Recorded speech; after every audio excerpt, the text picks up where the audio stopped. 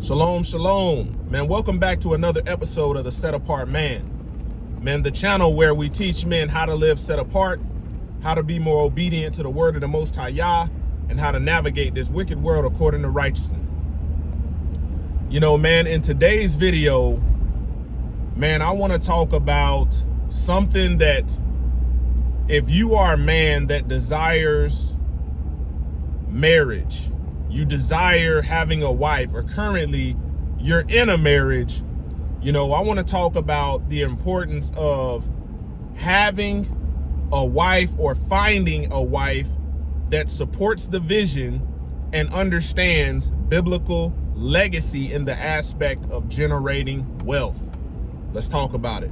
The matrix is everywhere. It is all around us. Even now, in this very room. You can see it when you look out your window or when you turn on your television. You can feel it when you go to work, when you go to church, when you pay your taxes. It is the world that has been pulled over your eyes to blind you from the truth. What truth? That you are a slave. Like everyone else, you were born into bondage. Unfortunately, no one can be told what the matrix is. You have to see it for yourself. This is your last chance. After this, there is no turning back. you take the blue pill, the story ends. You wake up in your bed and believe whatever you want to believe. You take the red pill, you stay in Wonderland, and I show you how deep the rabbit hole goes. Remember, all I'm offering is the truth, nothing more. All praise to the Most High Yah, shalom. Thank you for tuning in to another righteous, Ruach Spirit-filled episode of The Set Apart Man. Once again, I'm back at it in them trenches, handling that kingdom business. Man, currently on my way, you know, to go pick up some building supplies. Got to do some fencing today. So we're gonna knock this out. But man, I want to break this down because, man, this is going to determine the type of legacy that you leave behind as a man. And if you choose a woman that does not support the vision, does not support being a benefit to maximizing the building and establishment of your legacy, you know, you're going to realize this later in life. Okay. Man, one thing about generating wealth is Western culture and society, you know, keeps people in a constant struggle because we are taught that wealth, we must go out and try to generate it as individuals. And biblically, wealth was not generated. And biblically, man, wealth was not generated based upon, you know, the structure of being independent. It was generated by family. But before I dive into this, man, I need all brothers out there watching this to do me a solid, smash that like button, hit that like button. Doesn't cost you anything. Quit being cheap. Man, and this video will help brothers that are truly out there trying to establish biblical families, you know, biblical marriage. You know, also subscribe to the Set Apart Man YouTube channel, turn your notifications on and set to all notifications. That way you don't miss a single video. Lastly, man, drop a comment down below and let me know your answer to this question. Why do you think Western culture promotes, you know, trying to push an agenda of people getting out here struggling, and it's very expensive to do, but generating wealth as individuals when historically wealth was passed down via the family? You know, you can even relate your question to a house and wealth are inherited from the father, but a prudent wife is from the Most High Yahweh. Think about that. That wealth is passed down, that inheritance passed down from the father. There's family lineage right there. Let me know in the comments, man. Let's start the dialogue. Okay, say for example, man, you are a 25-year-old man and you desire marriage. You want to get married, you desire having a wife. In today's climate, man, you need to discern, okay, check this out. Most men, according to the flesh, they would choose a woman who's fine, you know, who's got it going on far as body. Okay, you would say, man, she's educated, man, she's got a degree, she's got X, Y, and Z. You know, this woman's got a good head on her shoulders. This is my wife. I got an attraction to her. But the reality is, man, you won't be yoked spiritually with this woman because a lot of these women, when it comes to having children, which are going to, carry on the legacy, the family name, establish your bloodline and lineage.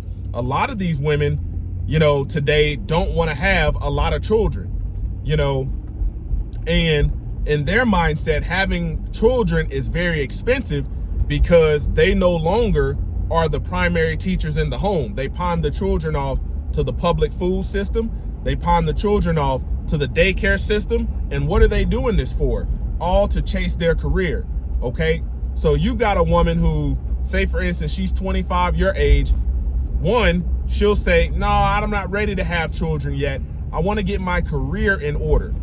Well, man, the reason you want a woman submitted to the vision, righteous vision, is because, okay, man, a woman's on a clock and she doesn't know when that clock is going to expire. Let's say, for instance, she gets her career on track about 32. And by this time, she's at the tail end or within the tail end of her childbearing years. So now she's like, well, I wanted, 2 or 3, but now that I'm getting older, now I only want 1. I'm fine with just 1, okay?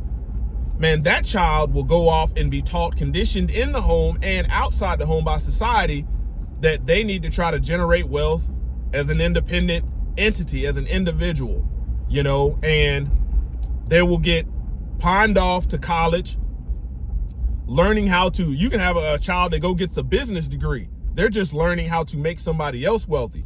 They're not learning how to carry on the vision, carry on, generational wealth that has been established. Trades aren't being passed down from father to children, from grandfather to grandchildren. And, when you have the wrong woman, there is no expansion. There's just a standstill, okay? The next thing is, you're a 25-year-old man and you find a woman who's, your age, and man, she's already had 1 or 2 children. That's a high statistic today. She's already had 1 or 2 children and been a part of building the legacy of a man who is a bum, who doesn't have divine wisdom.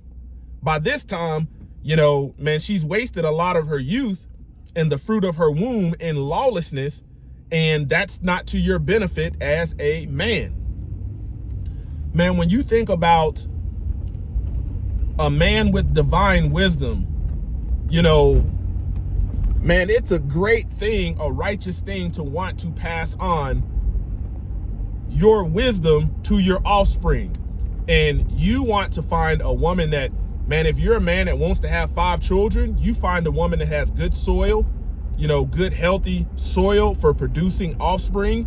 And she wants to, okay, you think about a woman that has 5 children, wants to homeschool them, wants to raise them at home, and her primary goal and function in her life is, man, I want to be a wife and I want to be a mother. Those are the highest callings for a woman righteously. Versus the woman that says, man, I want to go be the CEO. I want to be this powerhouse of a woman. I want to be the symbol of independence and all of this. Yeah, you're not going to get the same thing from that career-oriented woman. That wife that's willing to homeschool, that's willing to raise and rear the children, be the best wife and mother she can be, she's going to help expand and build your legacy far greater than a woman who wants to be out fighting the challenges of the modern workforce. Man, when you think about it, Genesis 3:16 says, the woman's desire shall be to her husband and he shall rule over you. You want to find a woman that is okay with that biblical structure, because her desire is to expand your household, to bear those children, to make sure that a lot of this stuff that's being taught in the public food system that's unrighteous and wicked is not being taught. She's going to make sure they're loaded up with the right stuff. Okay, say for instance, man, if I'm a father, I have a wife and I have my own business. Okay, well, now my wife, if she wants to do any kind of work, she can keep the book, she can schedule appointments, she can do things like this while it doesn't take precedence over, the family expanding. Why, as a man, do I need to go hire somebody when I've got people capable? My children, okay, or when my sons and daughters get 14, 15, 16 and think, according to the world, they need to go get a job at McDonald's, why not incorporate them in the business so they can expand? You know, why? But this is the reason why a lot of men don't generate wealth. And it all starts with, okay, one, you don't have divine wisdom. Two, you're choosing the wrong women to build a long-lasting legacy with. You got to think, man.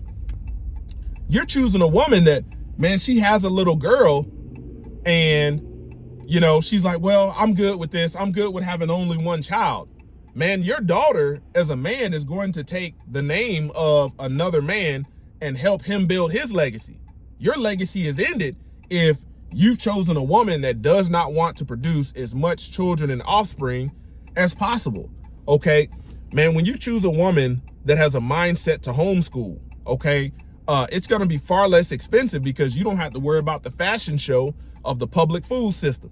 You got some of these children wearing $200 worth of clothes to school and barely can read and write. You got to think, man, the biblical wife and biblical mother is the primary teacher in the home. And she's going to, you think about it, like, you can't take a career-oriented woman and homestead effectively, live an agricultural lifestyle because her mindset is outside the home. She doesn't want to be domesticated. The world has told her, that is oppressive and you don't need to be doing all of that. But man, if you raise children to understand the agricultural biblical lifestyle, man, they'll fare far better off in this world than allowing the culture to teach and program and indoctrinate them and load them up with all of this independence on the system rather than being self-sustaining.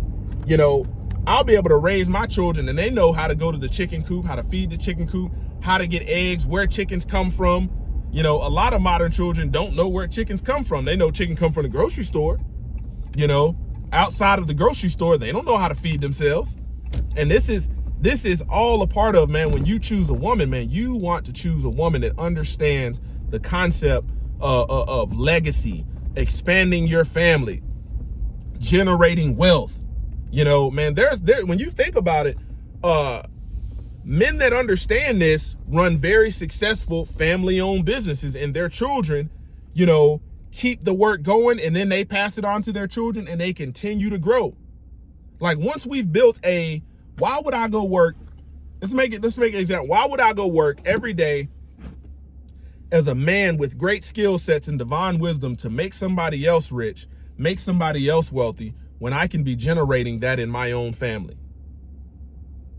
You know, if say for instance, man, if I know how to pour concrete, wouldn't it make sense to, send one of my sons to be an electrician? You know, send my daughter to learn accounting.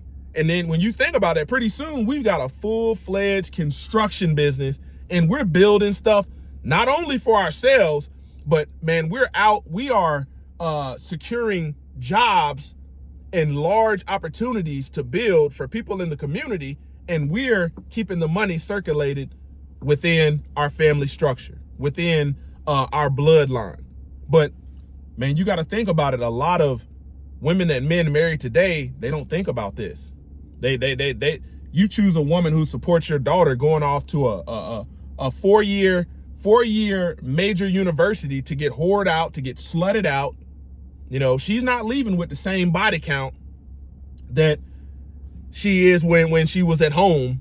You know, we're choosing these women that, you know, are going off, especially in my community, you're going off pledging Greek and all of this stuff, and it's not your culture. Foolishness. You got to choose a woman that is supporting of the vision, supporting of the mission and the assignment. Man, woman biblically was designed for man to be a helper, a helpmeet. Help the man meet his mission. What's the mission of man? Fear the Most High Yah and keep the commandments. That's the whole duty of man. Once again, this is the Set Apart Man, kicking that thing gun barrel straight. Until next time, stay set apart, stay disciplined, and stay in the word of the Most High Yahweh. Bow.